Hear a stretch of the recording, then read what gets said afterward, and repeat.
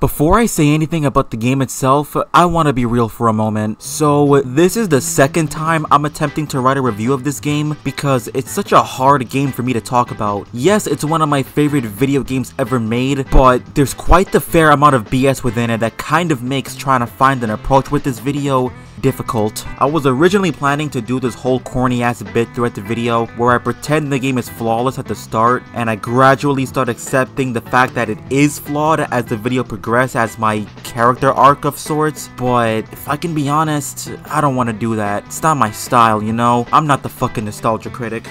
I'm just gonna talk about Super Mario Sunshine the one way I know. It's 1996. You're a century-year-old Japanese conglomerate, and you're hot off the trail of releasing your brand new video game console, and not one, but two whole launch titles. 3 in Japan, one of them being among the highest rated and beloved games ever, not to mention that it was the most profitable game of that year with it selling over 2 million copies its first 3 months, which is insane to think about even today. Like, if adjusted for inflation, Super Mario 64 would have costed over $100 in today's money, and yet it still made a fuck ton of money. That Nintendo greed is still alive and well, I see. So, what do you do now? Well, obviously you gotta make a sequel. You spend the entirety of that respective console generation researching and developing the project, but uh-oh, the shitty add-on you were developing the game for flopped, so you gotta start from scratch again. And hey, with all that time you essentially flushed down the toilet, your new system is right around the corner because you didn't even realize it's now the early 2000s. And I mean that genuinely. A lot of games from this era fell victim to a rushed development cycle and cut content, with Mario Sunshine being no exception.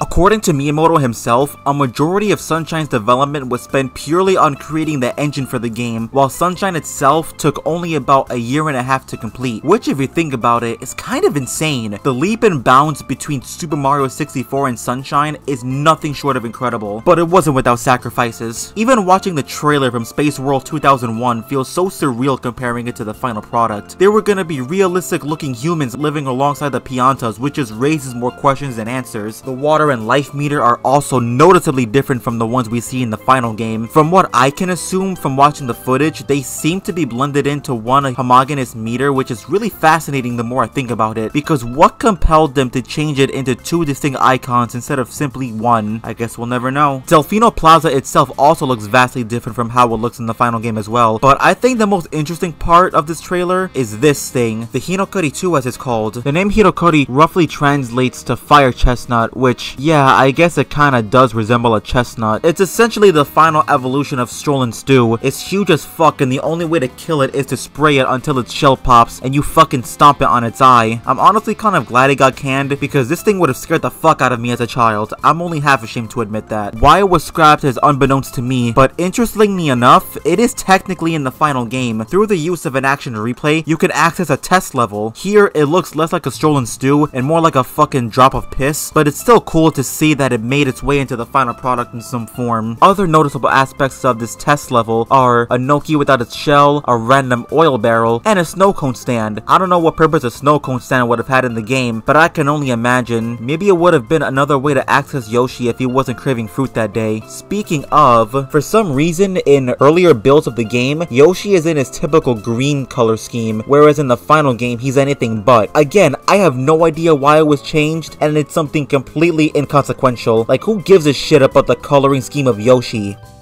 Wait. Whoa. What is happening?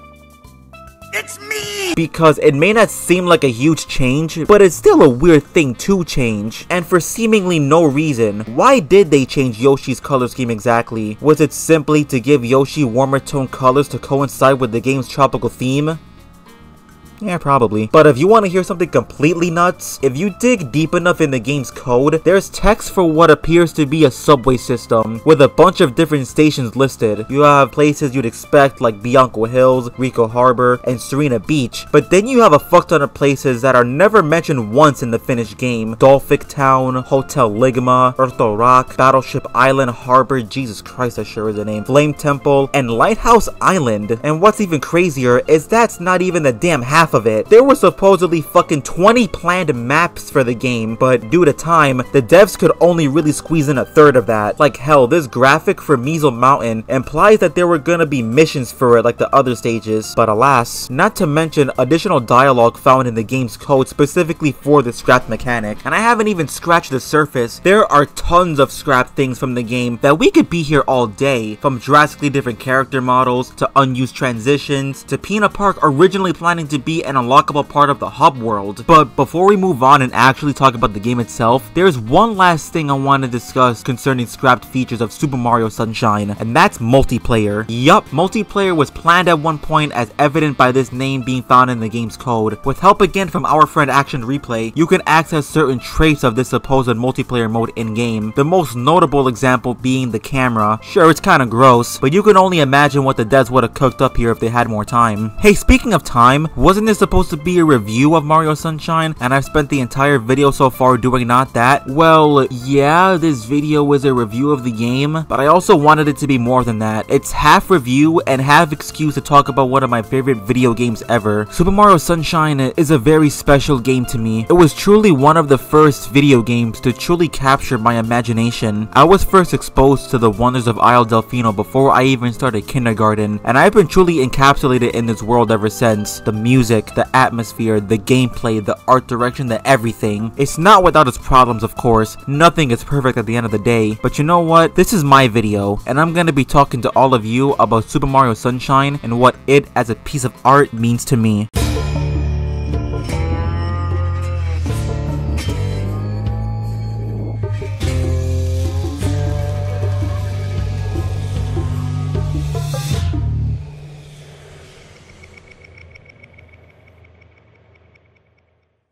Now, to be honest, it's kind of hard for me to decide what exactly to talk about first, because there are a lot of elements and attributes that make this game special to me. Like, the atmosphere in this game is top notch. In addition to the wonderful soundtrack composed by Koji Kondo and Shinobu Tanaka, please God tell me I pronounced that right, and the lush, colorful environments, Super Mario Sunshine has what I consider to be among some of the liveliest and coziest worlds in gaming. If I could describe the feeling I get from this game in one word, it would be home, and it's kind of difficult to articulate why I feel that way in great detail, but I'm gonna try and do it in the best way that I can. I guess we can start by talking about Delfino Plaza. Genuinely, in my opinion, one of the greatest hub worlds in gaming. I think what truly resonates with me about this town and all the maps in the game are how alive they feel. Like, this doesn't feel like a generic place in a generic world. It legitimately feels like a real lived-in town, down to the last minute details.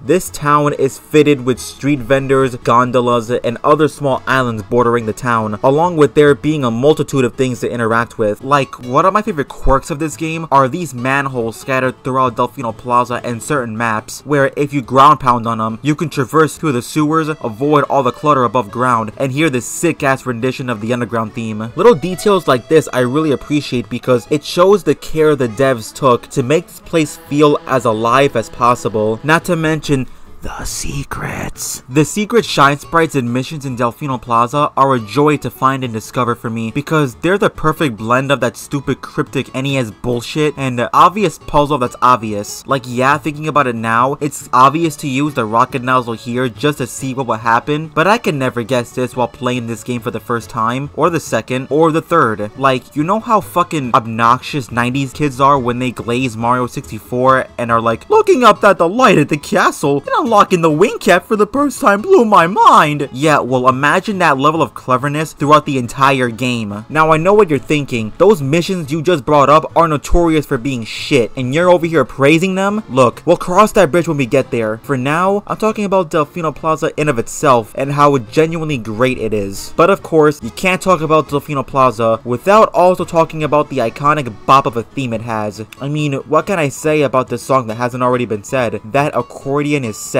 But while the vanilla theme itself is great, the Yoshi version of the song, the second those bongos hit, you're in heaven, my friend.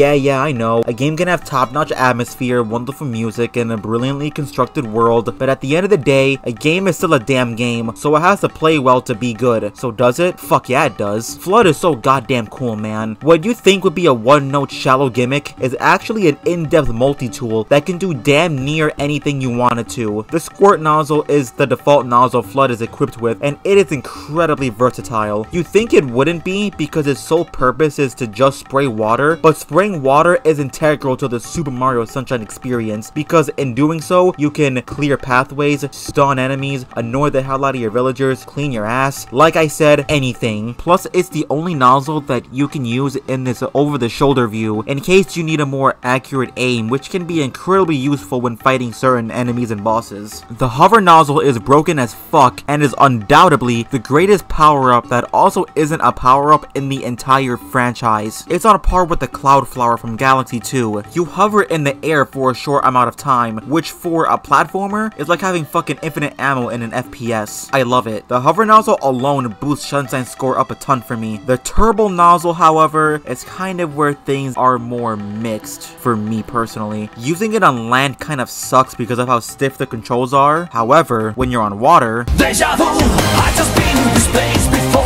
higher on the street. and then there's the rocket nozzle.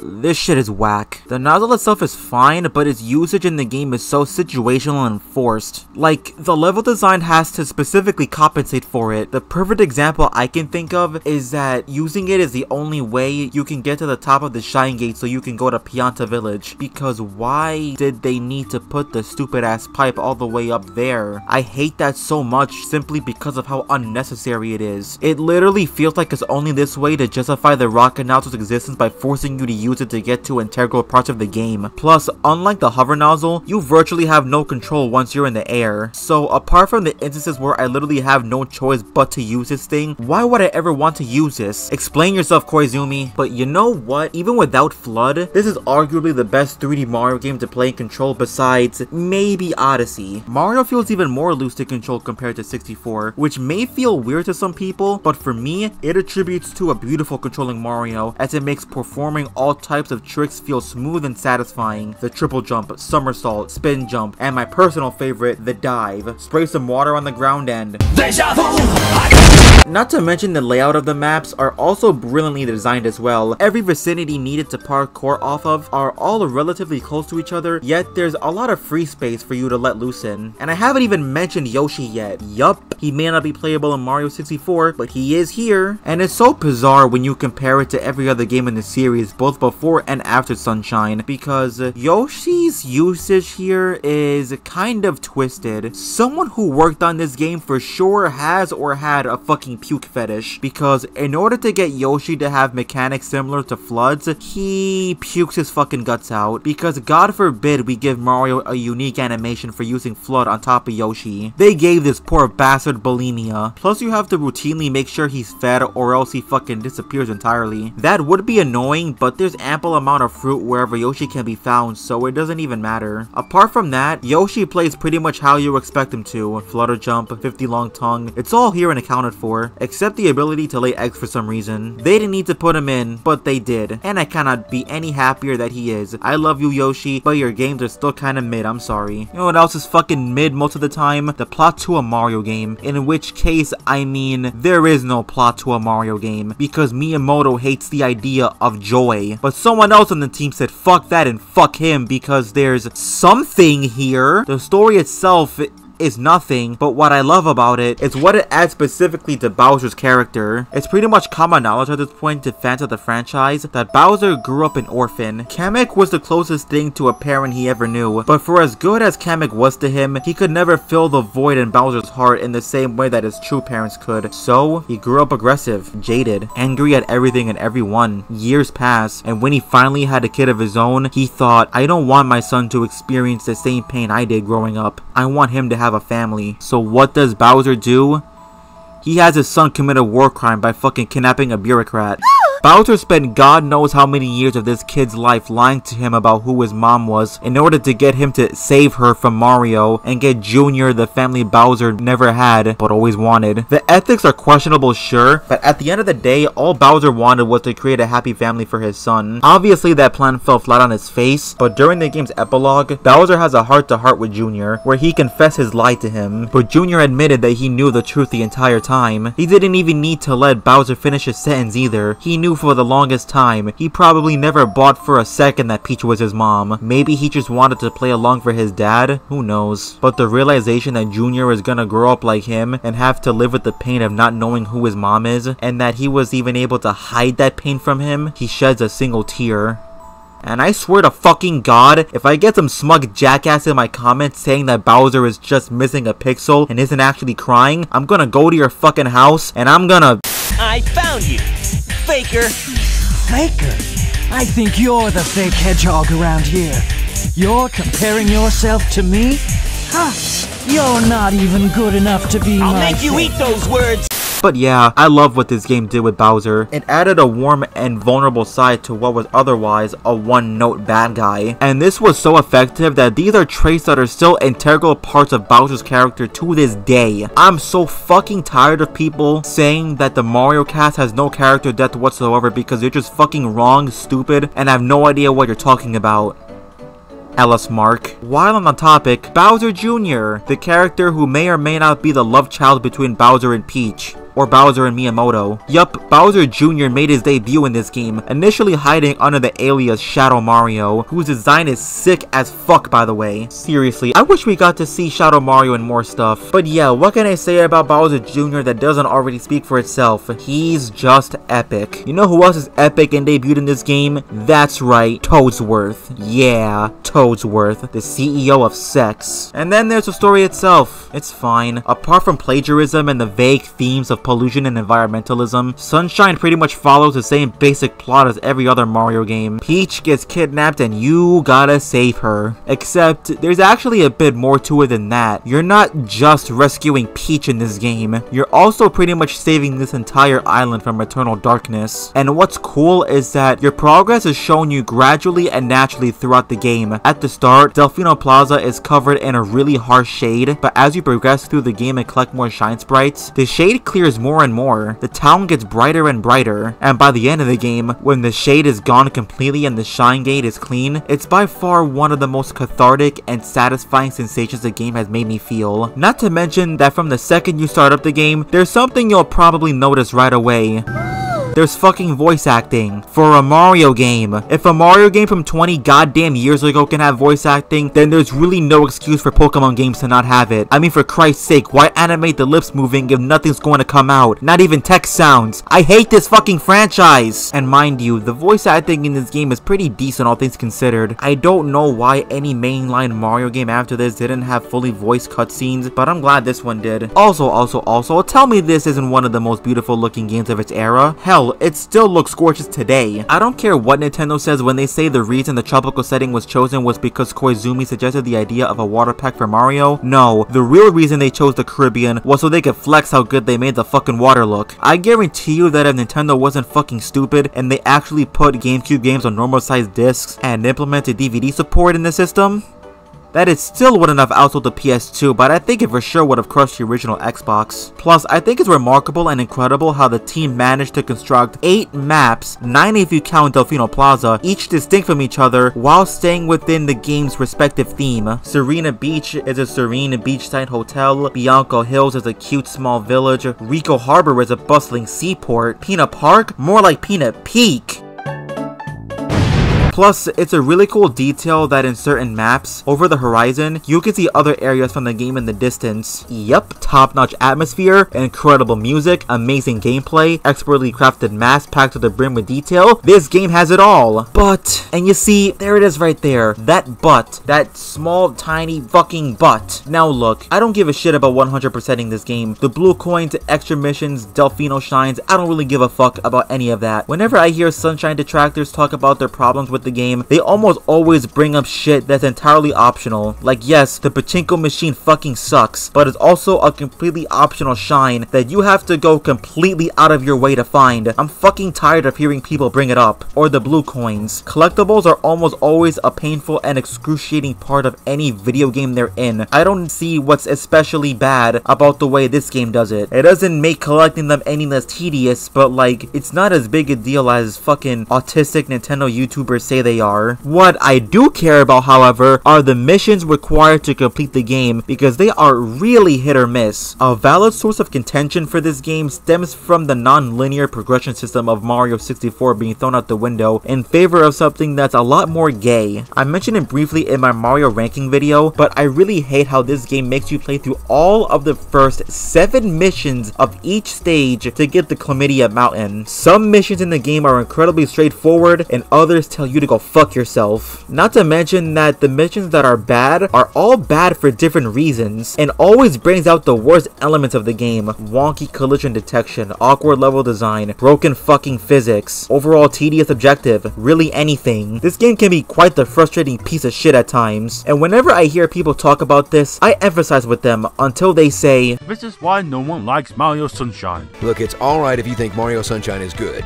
as long as you also accept that you're wrong. Yeah, it's definitely one of the lesser 3D Marios outside of like 3D Land. I think Super Mario Sunshine is a good game. Rough around the edges, sure, but despite how frustrating this game can genuinely be at times, I cannot reflect on the game as a whole and write it off as bad. And that's putting my biases aside. I mean, it's probably real easy for me, someone who has been playing this game for years now, to say that the game's more half-baked elements aren't as egregious as people say they are. I mean, I took the time to truly master this game and take into account its quirks, we'll call it, whenever I play it. But even I get frustrated playing this game to this day from time to time. So who am I to judge someone who doesn't like this game for valid reasons? Because that really isn't the point of this video. I'm not trying to convince anyone to like this game, because honestly, I don't really care about what anyone thinks. That'd be stupid. Chances are, if you clicked on this video, you already like Sunshine. I know this game is flawed. It's far from being the most polished Mario game, but you know what? I don't really care. 64 is far from perfect, but people want to act like this game from 30 fucking years ago is still the pinnacle of gaming as a medium. To me, this game is way too special for me to fall into the Sunshine is not that good of a Mario game bandwagon, and believe it or not, it's not because of nostalgia. I may have childhood memories with this game, but that was from watching my dad and sister play it. I actually didn't play it for myself until I was in high school when I borrowed my uncle's GameCube, and then when I got into emulating, I started to truly be obsessed with playing this game. When I was in college and brought my laptop with me, I'd sometimes play college in the back of the class in the middle of a lecture, which is really bad actually, don't do that. But the point is that I don't think this game is amazing because of nostalgia. I think this game is amazing because, well, I just spent this entire goddamn video explaining why. There's a reason why Sunshine was pretty much Mario's entire branding during the 2000s. Seriously, take a look at any material of this franchise, from the release of this game to New Super Mario Bros. DS, and you'll see for yourself how many elements of Sunshine are present. Hell, the sex god himself graced us with his presence in that game, which is something that isn't in any of the sequels, thus proving once again how the OG is superior. I also mentioned this in the Mario ranking video, but it's been scientifically proven that this game is good for the mind and boosts pro-social behaviors in people. So if you're gonna tell me this game is bad, well, I got science on my side. Your move, liberal. In conclusion, this game is far from perfect. It's clunky, frustrating, and doesn't retain the elements from Super Mario 64 that were actually good. But I also don't really care. To me, this game is nothing short of immaculate. It's too unique and too outrun fun to play for me to ever consider it mediocre, let alone bad. To the people who legitimately think this game is bad, have you ever played a bad game before? This game has a stronghold on me and has permanently altered my brain chemistry for better or for worse. I remember being a small child, strolling through my neighborhood and just completely immersed myself in my environment. The fresh aroma of the summer breeze, the sounds of the birds chirping, and cicadas buzzing around me. I felt happy. In my mind, the world seemed so bright and full of endless possibilities. A vast world for me to explore and experience. A giant playground of sorts. I have free will, so what's stopping me from running into the sunset and never looking back? And you know what put this jolly, free spirit inside of me? That's right, Super Mario Sunshine. How invigorating this game is with with its atmosphere completely captivated me, and I applied that same outlook with the rest of the world, and it made everything so much more fun. And then I got older, more cynical, and my happy outlook on the world was forever tainted, but that isn't the point. There's just something genuinely infectious about this game. I'm always happy playing it. Even when I encounter something frustrating, I usually just shake it off because I'm still playing one of my favorite video games ever made, and I get right back in my jolly mood. It's just that good. I love Super Mario Sunshine, and nothing will ever change that. So I'm gonna give Super Mario Sunshine a hopefully not controversial 9 out of 10. If you made it to the end of this video, thank you so much. Seriously, I mean it. This was actually the hardest script I've ever written for a single review. I guess when you love something so much, you want to make sure you get everything you want to say across in the most perfect and clearest way you can. So if you stuck through to the end, thank you. I really appreciate it. And with that, that's gonna do it for this video. Thank you all so much for watching, and I'll see you all next time.